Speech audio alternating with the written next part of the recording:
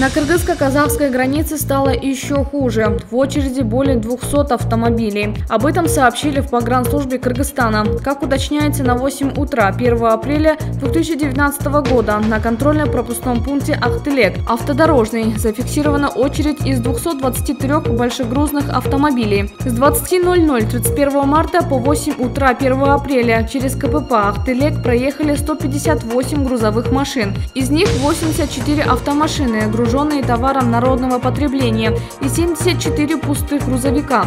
На контрольно-пропускном пункте Чонгхапка автодорожный есть скопление 60-70 легковых и 25-30 грузовых автомашин. Причина скопления авто – тщательная проверки грузов на КПП Казахстана. На контрольно-пропускных пунктах Акжол, Чалдыбар, Токмок и Кенгбулун автодорожное скопление граждан и очереди из автотранспорта нет. КПП работает в повседневном режиме.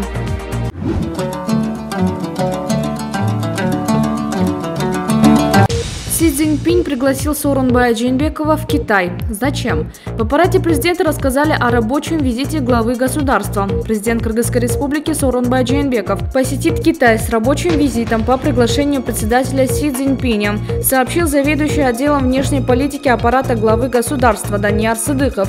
По его словам, рабочий визит состоится в апреле.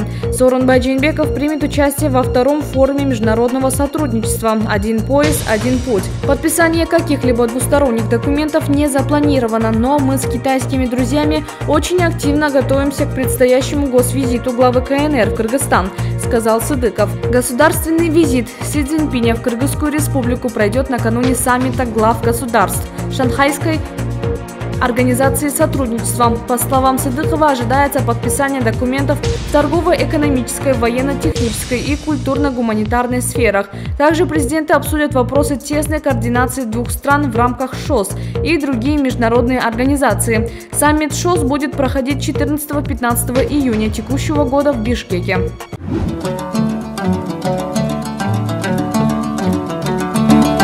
Достигнута договоренность открытия филиала МГУ имени Ломоносова в Кыргызстане. Об этом сообщил заведующий отделом внешней политики аппарата президента Данияр Сыдыков 1 апреля на пресс-конференции по итогам государственного визита президента России Владимира Путина в Кыргызстан.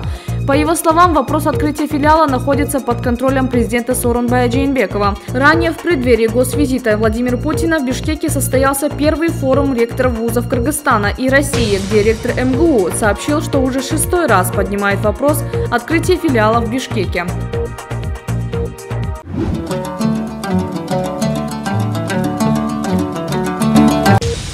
В Бишкеке снова пожар. На этот раз горят 3 дома одновременно.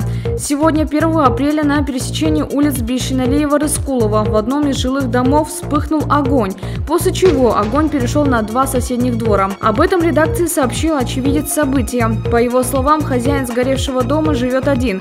У себя на кухне он жарил на масле еду. Там же рядом находился баллон пропана, который поспособствовал возгоранию. После возгорания огонь перешел и на другие соседние дома. Как отмечают, пострадавших пока нет. На данный момент на месте находится пожарная служба. Явные причины возгорания устанавливаются. В каком состоянии жители соседних домов, пока неизвестно.